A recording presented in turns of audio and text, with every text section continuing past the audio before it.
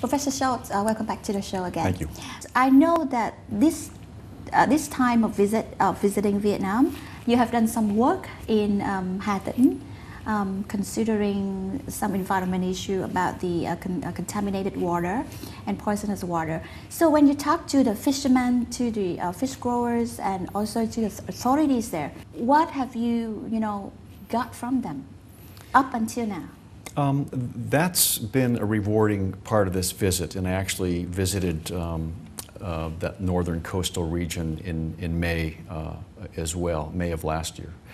And I've been satisfied to see, gratified to see that people are taking this seriously, that corporations and the government in many provinces are taking ownership of this issue, and they want to correct the problem.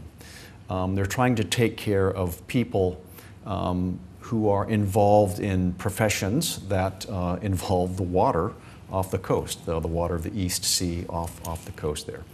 And that includes the fishermen, that includes the fish brokers on the docks in Dong Hoi, that includes the people who buy the fish from the fish brokers and on down the value chain, the people who are processing fish, selling fish to the United States of America, because we don't want polluted fish to consume there as well.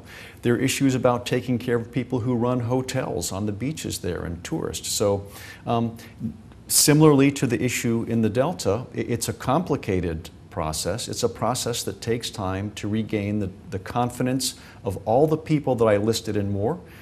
But I feel good about the businesses and government leaders in those regions right now who based on our initial observations, are doing the right things to make the water safe, to make it safe for people who eat food from that region and want to recreate in that region. So true that environment issue now is, we can say that it's the biggest concern now of Vietnamese people. So do you think that environment issue, if we don't handle it carefully, it can hinder the development of the economy? And especially for the Vietnam case, it could affect a lot on the GDP growth and also on tourism, on agriculture, and on the economy as a whole. Well, I think there are few issues more compelling than environmental sustainability because it affects everything. So if we live in an environment that is unclean, our quality of life daily is degraded. We are more subject to various cancers, lung diseases. Deforestation results in landslides and erosion of land. I mean, it's a complex and systemic problem, one that we often refer to as a social trap, because there are many incentives to degrade the environment, because in the short term, it's more cost effective to do that, but tragically in the long term it's more costly to everyone. And so there's always that dilemma about thinking long term to make sure that we sustain our forests, that we don't pollute our rivers and the coastal regions, that we don't put toxins in the sea, that we keep the air clean.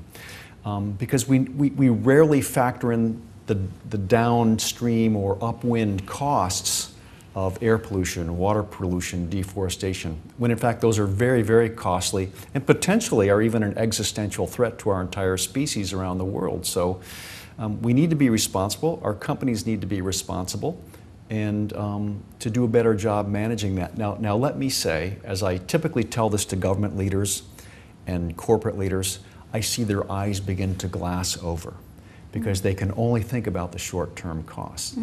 But again, as a marketing professor, I always say there's good money to be made in responsible corporate citizenship. Be the person who comes up with the vehicle that doesn't pollute. Be the person who can come up with a steel plant that doesn't dump chemicals into the water. Be the person who can scrub carbon out of the air. There are incredible entrepreneurial opportunities surrounding sustainability, and people in my country are embracing this. So I tell young people at my university, if you want to make a fortune, figure out a new product that will make the environment cleaner. Save money. And even in existing company today, there are ways to be more efficient with your air conditioning, to recycle your water. So you can save money right now by being more environmentally friendly. So you'll have to excuse my enthusiasm when I talk about this particular issue, but I believe there are wonderful opportunities in Vietnam and other places. Well, Professor Clifford Schultz, thank you very much for your insights that you have input in the program today, and it's very useful for us as an exporter of the agricultural products, especially the gacha and kabasa.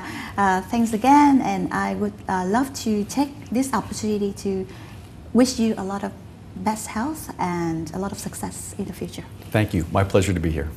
Thưa quý vị, chúng tôi vừa mới trò chuyện với giáo sư Clifford Schultz, là chủ tịch trường kinh doanh Queensland thuộc Đại học Loyola của Michigan của Mỹ, về câu chuyện cá tra Việt Nam và việc bị bôi xấu ở các thị trường xuất khẩu.